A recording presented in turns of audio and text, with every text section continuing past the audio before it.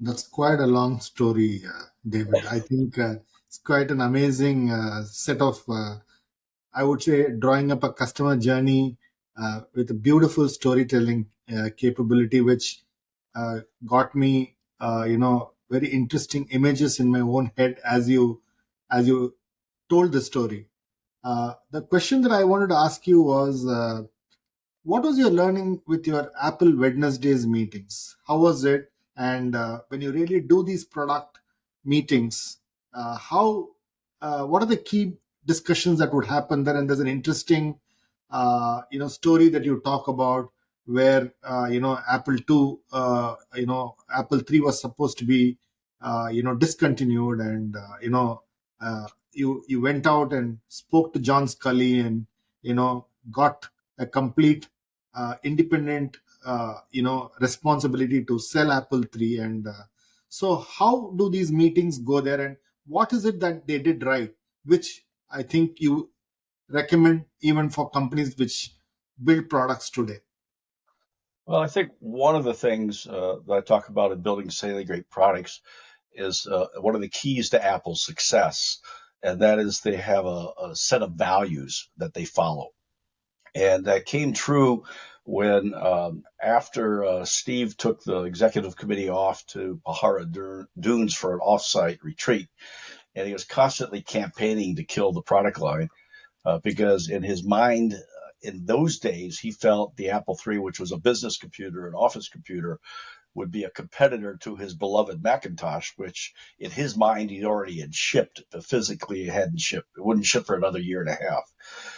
And he, by the way, the product manager for the Apple II told me a few years ago he wanted to kill the Apple II also for the same reason, which would have resulted in the company going out of business and never providing the funding in order for him to finish the Mac. But in those days, it was all ego for him. That was the bad Steve Jobs. The one that came back to Apple after he learned his lessons, including being mentored, I found in my research for the book Building a Safe Products, was David Packard. And I knew David well because I used to handle his personal PR when I was in the corporate PR department at HP. So they killed the product line. John Scully called me into his office and said, "What should we do about this?" And I said, "What do you mean we, paleface?" And he had no idea what I was talking about. So I explained the joke to him. I said, "You've heard of the Lone Ranger?" He said, "Oh, yeah, I have." Because there had been a couple Lone Ranger movies out, and there was a very popular television show in the United States in the 1950s, which dates me, that the Lone Ranger and his Indian sidekick, Tonto. And when I tell people from India, I have to say American Indians, so not to be confused. And they get surrounded by 10,000 yelling, screaming Indians. And the white man that wears a mask and has a white horse named Trigger and has a pistol with silver bullets turns to his American Indian sidekick and says, "Tonto, we are surrounded by 10,000 yelling, screaming Indians, and all they want to do is scalp us." And Tonto says, "What do you mean, we, paleface?" Which was the slang term for white men. And I said, "John, you canceled the product line. You didn't ask me what I thought about it." And he said, "What do you think we should do?" I said, "I think you got to give me the authority commensurate with the responsibility." And I told him the story of trying to get a promotion done and pushing it through 8 levels of 8 different groups through the division and into corporate and out to the sales force. And I said, it's a lot like pushing a wet noodle. And I couldn't affect sales on the floor of each dealer if that's the way things are. Give me the authority commensurate with it. So he says, "Okay, make me a proposal." So I got about 75 people in the company to contribute information about the product line, and a core group of 7 to 12 of us put together an 80-page business plan, which covered everything to do with marketing, engineering, support, service, everything but sales, because sales would take care of itself. We also covered manufacturing. And on July 15th, 1983, a day that will live in infamy, at least only in my own mind, I presented this business plan to the Apple Executive Committee. Notably absent was John Scully and Steve Jobs. I don't know why, but I think Floyd Kwame, who is the vice president of marketing and sales, knew that while John knew a lot about sugar water, he didn't know much about PCs. And Steve, just go play in your sandbox box over here with the Macintosh and get out of the way, which is what the previous president was very successful in doing, is keeping his brilliant vision still in the company, but minimized his ability to screw everything up. So put together a typical slide. In those days, there was an overhead transparency, which was called a foil, because Boeing had, I think, developed the technology, and did the typical balance sheet analysis comparing different decision alternatives that the executive committee could make. And then one of the people that was helping me was a lady by the name of Maxine Graham, and she had been on the Apple Values Committee a couple years earlier. It said we ought to also compare those alternatives to Apple's values. And so I did another spreadsheet with their help, comparing the decisions. And at a critical point of the meeting, Floyd Kwame, who later went on to be a venture capitalist at Kleiner Perkins and a science and technology advisor to President George W. Bush, Floyd sitting in the middle of the room, and he says, Dave, if the executive committee, picks the option that you advocate, which is let the market decide. The market is smarter than all the MBAs at Apple at that time. In fact, I've fired in my career more MBAs than I've hired. Or let the market decide. Or if we shut the product line down right now, and a dealer calls you, what would you say? I said, well, if you decide to let the market decide and you gave me authority commensurate with responsibility, I would say to the dealer that the company's decided to let the market decide if they want to continue to buy the product. And then when sales taper off to the point in which it's not profitable, we'll let you know and we can end the life of the product. But if you make the other decision, keeping in mind everyone in the room, and in fact, sitting in the back of the room was Ann Bowers, who was the VP of HR, and she was married to Bob Noyce, one of the founders of Intel, and she was instrumental in helping Intel come up with a set of values, and she was instrumental, I believe, in helping Apple come up with a set of values. So Floyd said, what would you tell the dealer, keeping in mind that one of the values is good management, another one of the values is empathy for our customers, and so forth. I said, well, if you decide to let the market decide, that's what I'll tell the dealer. But if you decide to cancel the product line, Floyd, I'll give that dealer your phone number. And everybody in the executive committee cracked up, because the point is it would be the opposite to the values that the company exposed and told and talked about and told all the dealers, and it would be incongruent with that set of values.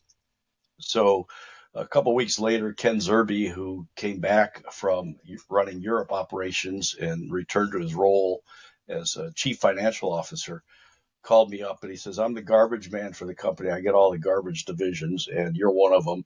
I hear you know a little bit about the Apple III. Would you like to be the business unit manager? And I said, well, I love being the bum. Okay. And they gave me a $4 million budget, a head count of 17 people, which means a secretary was equivalent to an engineer, which is a silly way of budgeting, but that's the way they did things back then. And that's what MBA schools taught, just do head count, not what it costs. And we went out and sold 25,000 Apple IIIs. I forget the exact numbers, but I think we had about a $600 million profit in today's numbers. Kept about 1,000 to 1,500 Apple employees employed. In fact, quite a few of them were MBAs. And we didn't have the concept of the Boston Consulting Group of the cash cow at the time, where the thing was fully developed. We just needed to make money off of it. We had a 40% margin, which is unheard of today, and a lot of very happy people in offices and businesses worldwide that just love the computer, which encouraged me to maybe run a cocaine test on the keyboard, because people just love typing on that keyboard. And 11 months later, I shut the product line down, handed off everything to Guy Kawasaki at the Macintosh division so that the customers would have their data preserved, and kept a lot of those people as loyal Apple customers to this very day, 30 some years later. So the importance of values is key. And one of the things I found in researching for building insanely great products is that if you go back to the original Fortune 500 list, which I think came out in 1966, and I knew many of these companies, I knew many of the presidents or chairmen of the boards personally, because in 1970 I started at the urging of an aerospace engineering professor, Wilbur Nelson, to start a supersonic transport support student association called FAST for Fly America's SST. And before I finished my sophomore year, I had 15,000 members and 42 campuses across the country. I was getting funding from over 100 of those Fortune 500 companies, testified before Congress in my polyester suit, went to White House cocktail parties and that kind of stuff. And so my research for the book, I put together a table that said, for these companies, did they have a set of values? Did they follow those set of values? And are they still in business today? And about 300 of those 500 are out of business. And almost without exceptions, none of them had values. Or like in the example of Volkswagen, what about 10 years ago, they espoused beautiful values on their website of caring for the environment. Yet all the way up to the highest levels of management, they decided to defraud the world on their testing of the diesel emissions, so that whenever you plugged in a air quality testing device, they would recognize it and change the numbers coming out of the tailpipe. And that's as a result of that, it costed billions and billions of dollars, including having to fund car electrification networks throughout the United States and I think throughout the world, and forced the company now, I think they said by 2025, they are going to all electric cars on their entire product line to try to make up for the pollution they caused by failing to follow their values back, I think, around 2005. So that was one of the things that Apple taught me and Maxine taught me, is that the importance of values, and that also applies when people go out and look for a job.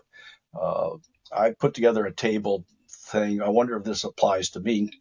And I've been associated with about 25 organizations throughout my career, some for-profit like HP and Apple, DataQuest and others, and some nonprofits and some homeowners associations.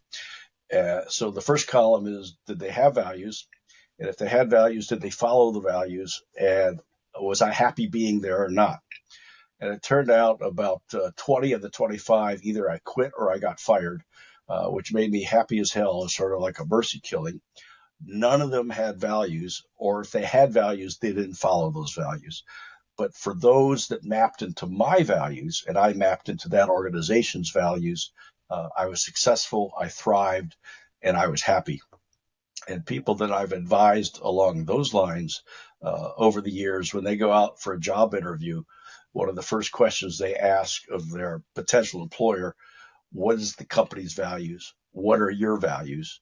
And in fact, a study just came out about employee satisfaction after COVID. The number two thing after, I think, their salary is, do they have a good boss that cares about them? And that's very closely related to values. So that was one of the things I learned. Values are important. And if you got to start up a new company or an established company, one of the first things you should do is put together a set of values, discuss it with all of your people, and make sure everyone internalizes it and buys into it. Because when you all go into the same room at the same time, like a product team, and you make a decision, if one person values is profit at everything's cost, and another person's values is customer satisfaction and customer experience, they are logically going to fight with each other. Whereas everybody at Apple was about the customer experience. Everybody at HP was about the customer experience. And that's one of the reasons that HP thrived and sales grew 20% a year every year from its founding in 1938 until 1998, when Carly Farina came on board as president and said, we are no longer going to follow Apple or HP way, the HP values. So values are key to the overall success. In this section, David spends a lot of time talking about values. Not often, when we talk of product management, values are really given importance because values remain on the vision of the company and product is in the marketplace. But when values and the product don't have a unison and there is no alignment, then most of the products fail. That's a very important message that David is giving us. So often when you really are thinking about a product and when you're shortlisting what kind of products should you be launching, what are the kind of features, the benefits that the product must have, one way to look at it is to see it through the lens of company values. If there is a company value, which is in the case of Apple or in the case of HP, was customer experience, then every product has to go through the same lens of customer experience, and then it could be a small feature, it could be an upgrade, it could be service, it could be support, it could be the distribution that you're thinking. Everything is around the concept of the company value and the company value having close alignment with the product. The other thing that he speaks about is even looking at your own values and then saying, does the company's values align with my values if I want to work with this company? So clearly I see this as a triad. One is really the product, the other one is the company value and about you working for that product. So if you're a product manager, one thing you could look at is, does my value align with the company value and does my value align with the products that I want to build? That